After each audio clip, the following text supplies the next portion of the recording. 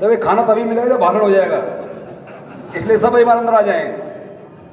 भारत माता की, भारत माता की, आवाज नहीं आ रही। भारत माता की, भारत माता की।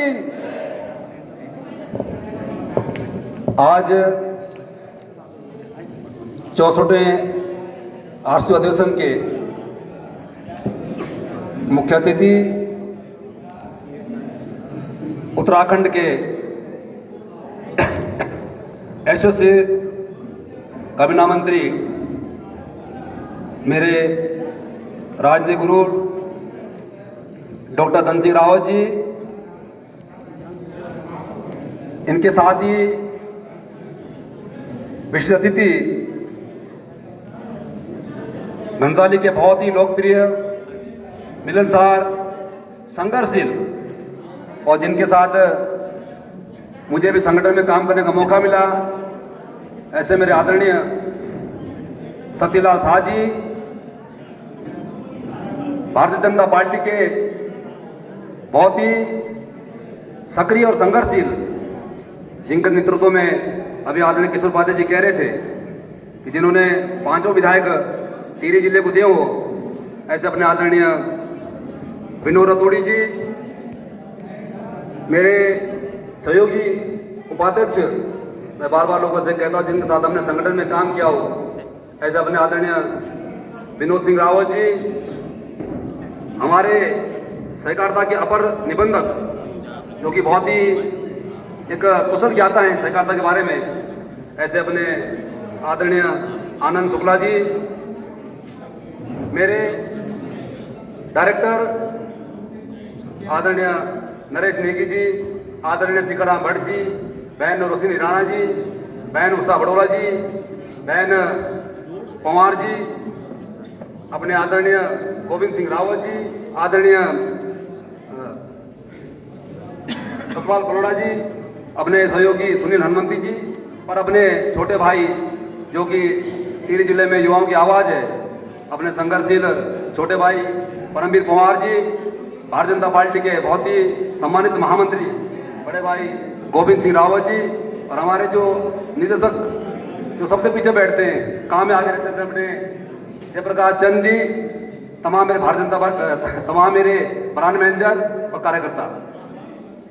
आज निश्चित रूप से हमारा सौभाग्य है कि हमारे बीच में सहकारिता के जिनके माध्यम से हम टिहरी जिले में हमको एक अच्छे काम करने की प्रेरणा मिली, और वो सब आप लोग जो नीचे बैठे लोग, चाहे मेरे ब्रांच मैनेजर हो, चाहे मेरे सचिव हो, चाहे मेरे प्रतिनिधि हो, और मैं सबसे धन्यवाद देता हूँ आज उत्तराखंड के सहकारिता मंत्री जी को, आदरणीय तीनों विधायकों को, कि आपने बहुत ही व्यस्त समय पे निकाल कर निश्चित रूप से आपके मार्गदर्शन से टिहरी जिले के सहकारिता आंदोलन को एक ताकत मिलेगी, एक उत्साह मिलेगा। और मैं आज माननीय विधायक जी, मैं पहले भी कह चुका, फिर दोबारा दोहरा रहा हूँ कि अगली बार जब आप इस वार्षिक अधिवेशन में दोबारा आएंगे तो टिहरी जिला उत्तराखंड में नंबर 1 जिला होगा। हमने पहले ही टारगेट दे दिया है कि अगले बार हम 20 करोड़ रुपये का प्रॉफिट देंगे। और मैं धन्यवाद देना चाहता हूँ इस वार्षिक अधिवेशन में अपने, चाहे अपने बैंक के जिले के कर्मचारी अधिकारी हो, चाहे मेरे ब्रांच मैनेजर हो, चाहे मेरे समिति में काम करने वाले सचिव हो, इन सबके अथक प्रयास से आज अगर हम पूरे प्रदेश में टिहरी जिले की बात करते हैं, अगर आप लोगों का सहयोग, आप लोगों की कड़ी मेहनत न होती तो आज उत्तराखंड में आज हमारा ये स्थान न होता। इसलिए मैं आप लोगों से निवेदन करना चाहता हूं कि ये टिहरी जिला निरंतर सहकारिता के आंदोलन को आगे कैसे बढ़ाए।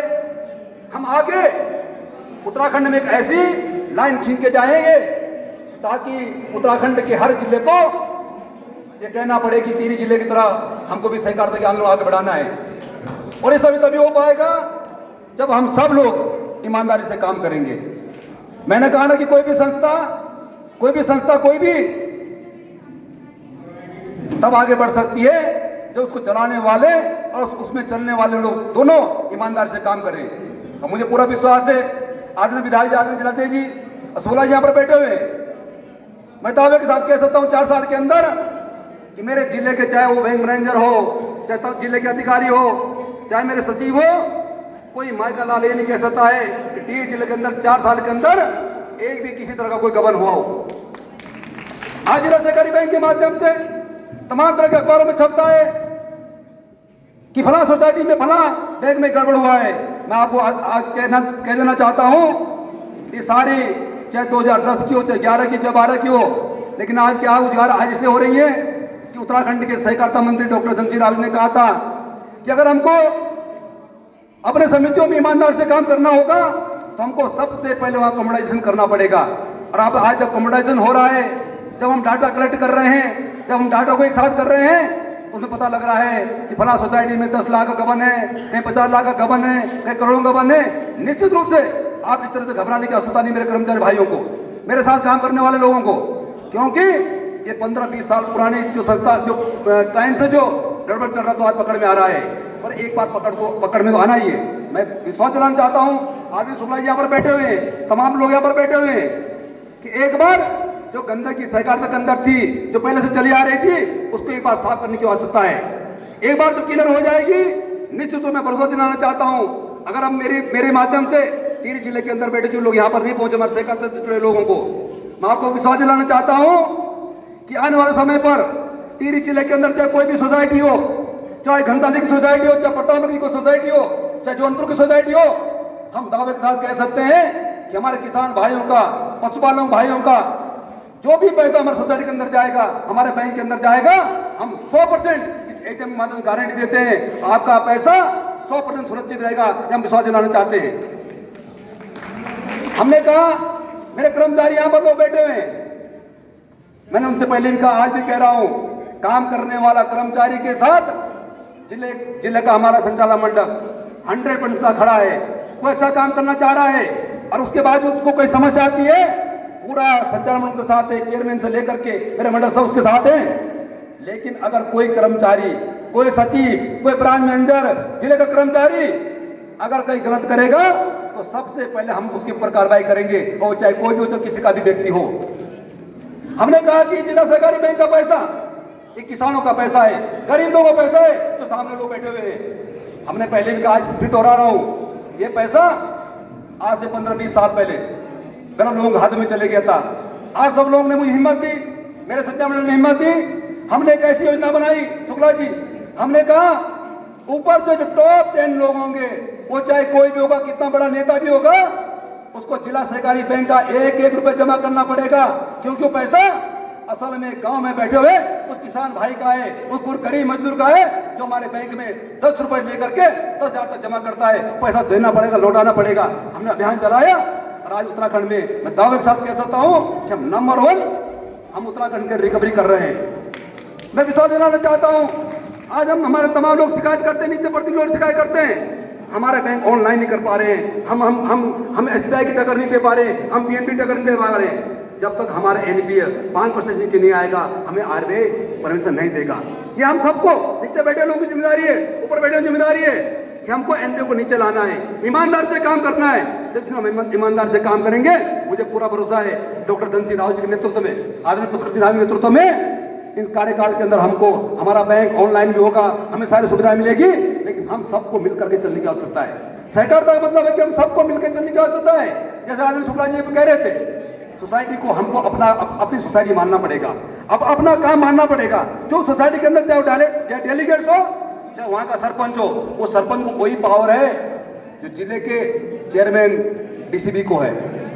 जो पावर हम यहाँ दिखा सकते, पावर वहां दिखा सकते हैं। बशर्ते हम क्या करते हैं, वहां का सरपंच, वहां के डेलीगेट्स, वहां का जो हमारा संचालक मंडल है, हम एक सचिव के नीचे उसको घूमते रहते, ढूंढते रहते, हमने उसको अपना नेता बना दिया वहां पर। जब तक वहां पर लीडरशिप तैयार नहीं होगी, जब तक वहां का सरपंच अपने आप को अध्यक्ष नहीं मानेगा, जब तक वो ईमानदार से काम करने का नहीं करेगा, तब तक हमारे सुटेट ऊपर नहीं आ सकते। इसलिए मैं आपसे निवेदन करना चाहता हूँ, सहकारिता बहुत बड़ा परिवर्तन आ रहा है। और मैं भी दिल्ली गया, बाहर और भी कहीं घूम के आया हूँ, डॉक्टर धन सिंह रावत को धन्यवाद देना चाहता हूँ इस के माध्यम से। शुक्ला जी, हम चर्चा करते थे, लोग कहते थे उत्तराखंड में सहकारिता में 5-7 साल तक नाम नहीं आता था।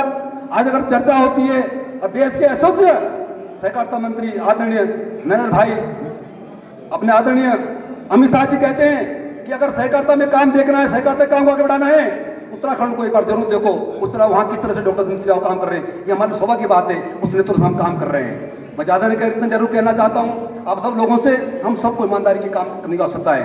मैंने अभी मेरे ब्राह्मण यहाँ पर बैठे एजेंट मान हमारे GM साहब यहाँ पर हैं, हमने कुछ होम लोन के टारगेट दिए हैं। किसी भी कीमत पर हमने तय किया कि एक ब्रांच, बड़ी ब्रांच को 10 लोगों को लोन देना ही, हाउस लोन।